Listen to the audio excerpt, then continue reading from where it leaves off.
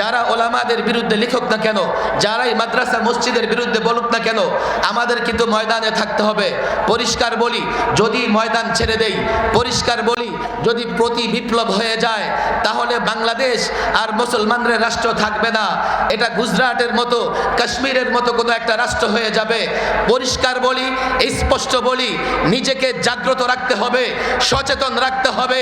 যদি হিন্দুত্ববাদী শক্তি, মূর্তি পূজারী, দেশ বিরোধী শক্তি কোন ধরনের প্রতি বিপ্লব করার চেষ্টা করে, রব্বে কাবার কসম, যার যা কিছু আছে, যে যেখানে আছে না কেন, যে যেই দল করুক না কেন, প্রত্যেকে 24 ঘন্টার নোটিশে ফ্যাসিবাদের দোসরদের বিরুদ্ধে লড়াই করবার জন্য ময়দানে নেমে আসতে হবে।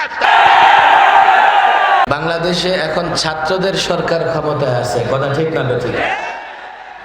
এই ছাত্রদের সরকারকে যদি আমরা আফগানের ভাষায় বলি, কি বলতে হবে? তালেবান সরকার। সিরাতুন নবী সাল্লাল্লাহু আলাইহি ওয়াসাল্লাম বিষয়ের উপরই আলোচনা করা দরকার। আমি যা দেখতে পাচ্ছি, আমাদের ওলামায়ে কেরাম, ছাত্র সমাজ সিরাত মুখস্থ করে, তাদের জন্য সিরাতের 2-4টা লাইন শোনা খুব বেশি জরুরি নয়। তবে একটা স্বপ্ন বলতে যে স্বপ্ন আমরা জেগে থেকে দেখি, যে স্বপ্ন আল্লামা মুফতি আমিন রাহিমাহুল্লাহ নিজে দেখতেন, আমাদের দেখাতেন। আল্লামা মুফতি আমিন রাহিমাহুল্লাহ ছাত্রদের উপরে বড় ভরসা রাখতেন, ছাত্রদেরকে খুব বিশ্বাস করতেন। এই জন্যই আজকে সেই ঐতিহাসিক শব্দ, ছাত্ররা কোনোদিন বিক্রি হবে না। ছাত্রদের মাধ্যমেই আমরা একটা নতুন বাংলাদেশ পেয়েছি। আজকে আমরা মুক্ত। একটা সময় মনে হতো এই বুকে পাথর চাপা দিয়ে কতদিন থাকবো, 40টা মামলা মোকাবেলা করে কতদিন চলতে পারবো। মুক্ত আকাশের নিচেও নিজেকে কারাবন্দী মনে হতো।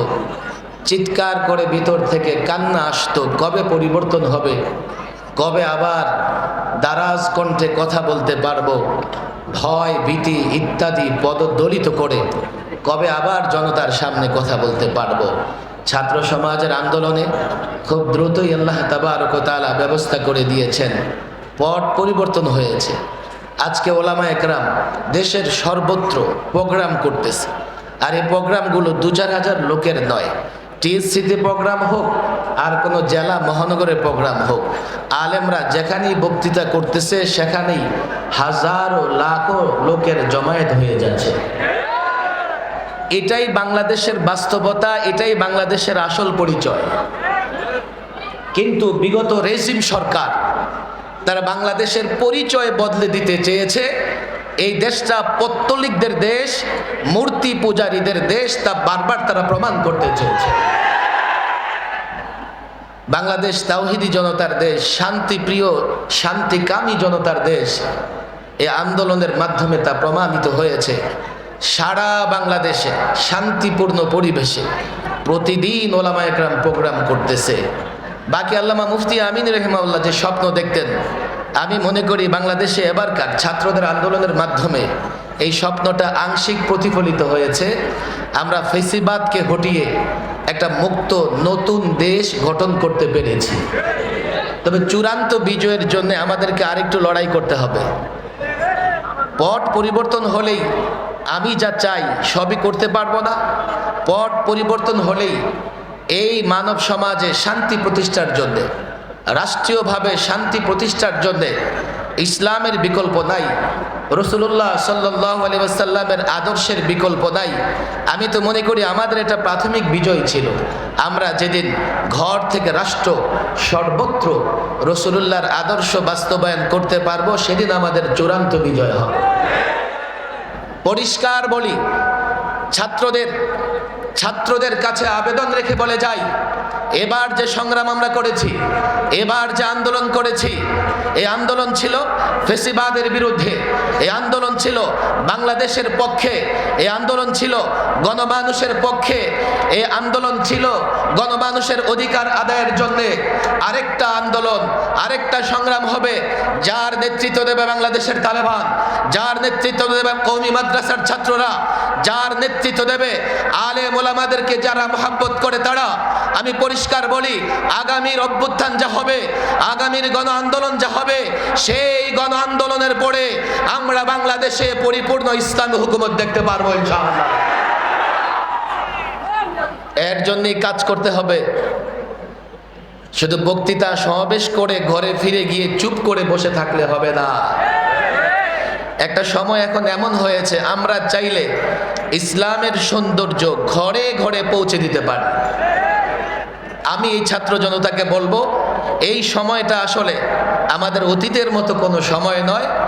এই সময় আমরা প্রত্যেকটা যুবকের কাছে, প্রত্যেকটা বৃদ্ধের কাছে, প্রত্যেকটা ঘরে ঘরে আমরা যদি ইসলামের সৌন্দর্য পৌঁছাতে পারি, আগামীতে যখন আমাদের নেতৃত্বে আরেকটা গণ অভ্যুত্থানের সুযোগ হবে, এদেশের সমস্ত মানুষ আমাদের সঙ্গ দেবে। কথা ঠিক না বেঠিক? এখনই তো আমি যখন রাস্তায় বের হই, লালবাগের পাশে একটা গাড়ি রাখার জায়গা আছে রাস্তায়, গাড়ি ড্রাইভাররা বলে, হুজুর আপনারা আসার পর থেকে আর চাঁদা দেওয়া লাগে না। আমি বলি, যতদিন থাকবে আপনাদের চাঁদা দিতে হবে না, দুর্নীতি থাকবে না। ভারতীয় মিডিয়ায় কেবলমাত্র সংখ্যালঘু নির্যাতনের খবর ছাপানো হয়, আর বাংলাদেশের বাস্তবতা হচ্ছে, বাংলাদেশে এখন সংখ্যালঘুরা পৃথিবীর যে কোনো দেশের সংখ্যালঘু থেকে যে কোনো সময় থেকে ভালো আছে এবং শান্তিতে আছে। তবে তারা একটা চেষ্টা করতেছে, কিভাবে এই দেশে সংখ্যালঘুদের উপর নির্যাতন হচ্ছে এই বলে দেশের পরিস্থিতি আবারও তারা ঘোলাটে করতে চায়। পরিষ্কার বলি, বিজয়, স্বাধীনতা আনা যতটা সহজ, তার চাইতে স্বাধীনতা রক্ষা করা কিন্তু ততটা সহজ নয়। ছাত্র জনতাকে বলি, ষড়যন্ত্র হচ্ছে। ছাত্র জনতাকে বলি, নানা দিক থেকে আমাদেরকে ছোট করবার জন্যে, আলেম ওলামাকে ছোট করবার জন্যে প্রপাগান্ডা চলতেছে।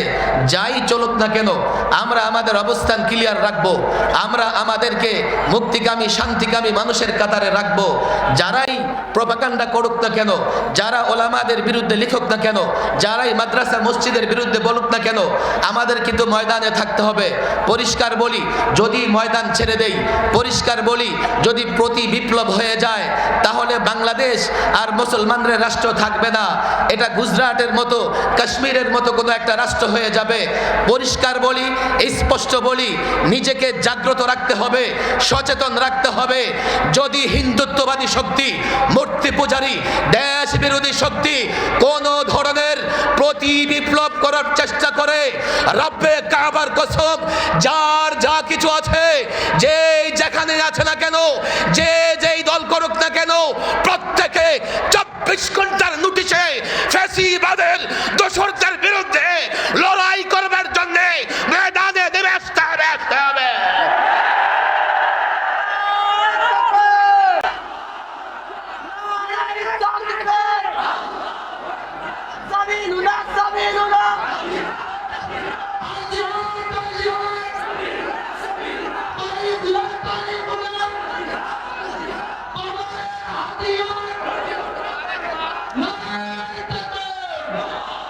আমাদের দুজন মুরব্বী স্টেজে বসা আছেন।